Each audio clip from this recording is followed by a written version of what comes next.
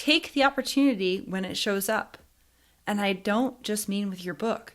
This lesson applies to more than just your business or you becoming an author, because the clients I've seen be really, really successful take a lot of leaps and risks. So can you. You want a book deal, and I can help you understand how to get one. I've worked in traditional publishing for over 20 years, and in this episode, I'm going to share 4 lessons from my career that every aspiring author, including yourself, can use to make your dreams come true.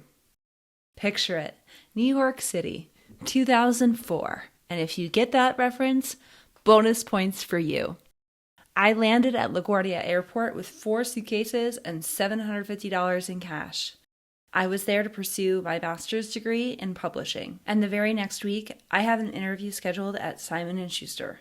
Spoiler alert, that interview led to my first job in book publishing, which was as an editorial intern. As an intern, my job was to help out the other editorial assistants and begin to learn the ins and outs of traditional publishing. I remember sending a lot of mailers and reading the so-called slush pile of unsolicited submissions. One day, I went out for lunch, and when I got back, all of the other assistants were crying. I found out that the editorial assistant I sat next to and had helped the most had gotten fired while I was gone. When the editor that assistant worked for called me into her office and told me that, I responded with something like, "Of course you fired her. She wasn't doing her job very well." Now, I didn't know it at the time, but that editor was stunned by my reaction. Think about it. All the other editorial assistants were losing their shit. They were all crying and sad, and here I was, an intern, totally effing fine. Nonchalant, even. The editor explained that I would be helping her out while she looked for another assistant. Which brings me to lesson number 1. Take the opportunity when it shows up. I was brand new to the traditional publishing industry. I had only worked as an intern for 2 months.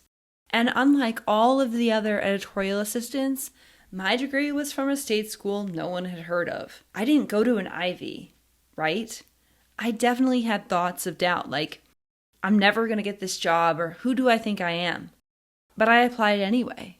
And when I got the job, the editor-in-chief was actually waiting outside to congratulate me because unbeknownst to me, all of the editors I worked with at the time were rooting for me.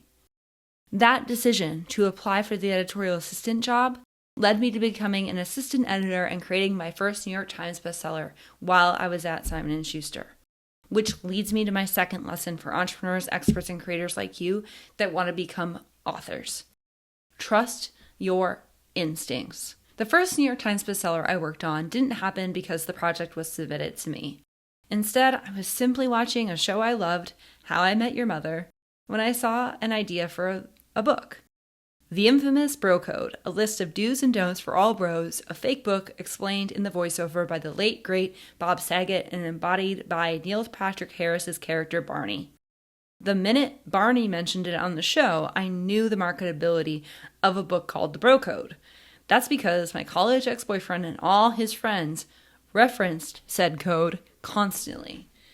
When I pitched the book at the publisher, the only people who understood the possibility and the marketability I saw was a guy in marketing and the publisher's son. But that was enough for the publisher I worked for at the time to take a flyer on my idea. And that book ended up selling more than 450,000 copies, probably more because there was a second book called Bro on the Go. It was a big risk to present that idea, first to my colleagues at Simon & Schuster and later to the people who handled licensing for 20th Century Fox and certainly the show's creators. But I knew that the Bro Code was going to be successful, partly because of the popularity of How I Met Your Mother at the time, obviously, but also because dudes like my ex loved to debate and talk about the code with each other. There's a long-standing maxim in traditional publishing that men don't buy books, but when they do, those books are bestsellers. And the Bro Code is a great example of that. As is my book Harder, Better, Longer, Stronger by Caitlin V, which is also primarily written for men and is a top seller in sex and sexuality. For you as an entrepreneur, expert, or creator who wants to become an author, your instincts come into play when you make decisions. What strategies to implement in your business? How to show up and be visible? Who to work with? how to publish your book. I encourage you to really trust those instincts in all areas, because in my experiences, hunches that persist, especially when it comes from the heart, are rarely wrong. Being intentional and aligned in your choices leads me to the third lesson I have learned in my career as an editor, ghostwriter, collaborator, and expert in traditional publishing. When I was an editor at Penguin, I was assigned to edit a book called How to Retire Overseas.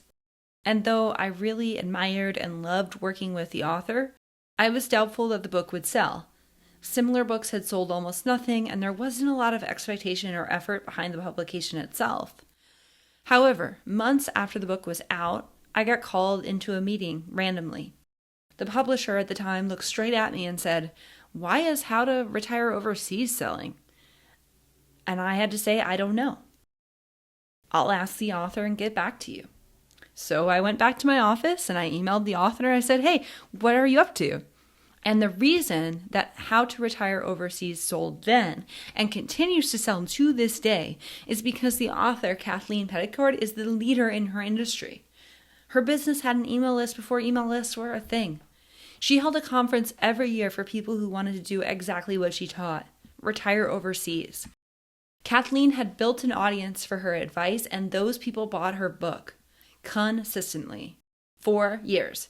Penguin even put out a revised and updated edition 6 years after the initial publication that you can buy right now today. It might surprise you to learn that where you make money as an author isn't by hitting a bestseller list. Instead, it's by selling your book the way Kathleen did, over and over and over and over again. When you can sell that consistently in your business first, you are already set up for success when you have a book. Which leads me to the final lesson. Timing is everything. About 10 years ago, I collaborated on a book proposal written by an executive coach and an HR consultant about how middle managers could use leadership techniques from major movie studios, television networks, and entertainment companies to get promoted into executive roles. The book proposal was ready to go, but then the Harvey Weinstein story broke. The literary agent that had brought the authors to me said the proposal as it was written simply could not be sent out. The authors and I revised the proposal, but every editor at every single publishing house still rejected that project because of the timing. On the flip side, I remember that when I first met business coach Rachel Rogers, the title of her book, We Should All Be Millionaires, was off-putting to people. So much so that industry experts suggested to her that she change the title. Luckily, I convinced her not to. 3 years later, when that book came out, the world had caught up to Rachel's ideas, and that title was part of what made that book a bestseller. So, to recap, here are 4 lessons from my career that I learned being a part of traditional publishing that will benefit you as an expert entrepreneur or creator who wants to be an author. Number 1, take the opportunity when it shows up. And I don't just mean with your book. This lesson applies to more than just your business or you becoming an author, because the clients I've seen be really, really successful take a lot of leaps and risks. So can you. Lesson number 2 is trust your instincts. This second lesson is about your book, particularly how you publish and who you hire to help you. Whether that's a collaborator or an expert like me, a literary agent, even the publisher you choose. We all have intuition. Knowing what's right for you is a great way to use it. The third lesson, and this is super important, solid businesses create successful books.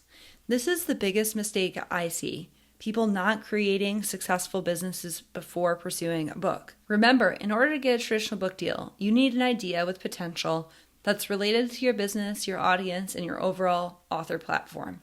Build all of that first before pursuing your book idea, okay? And lastly, timing is everything. You have no control over how or when your book publishes, and that is true even if you self-publish. You could publish your book at the exact right moment amidst the perfect cultural zeitgeist, or the day everything locks down for a worldwide pandemic. True story, happened to one of my clients. However, what you can control is how and when you personally, as an individual, take action. So, if you're listening to this but you haven't taken my quiz yet, now's the time. Over 3,000 aspiring authors like you have gotten their next steps to becoming a best-selling author simply by answering 6 questions. The link to take the quiz is in the show notes, and yes, you can do it on your phone. It is 2026 after all. And as always, I hope this episode has helped you on your journey to become an author. Until next time, cheers to your success. Thanks for tuning into the Kind of a Big Book Deal podcast. If you enjoyed this episode, I would love it if you subscribe and also leave a review. Not only is this good for my ego and annoying for my enemies, but it also helps more entrepreneurs like ourselves find this podcast. Also, I'm pretty sure it's good karma. See you next time.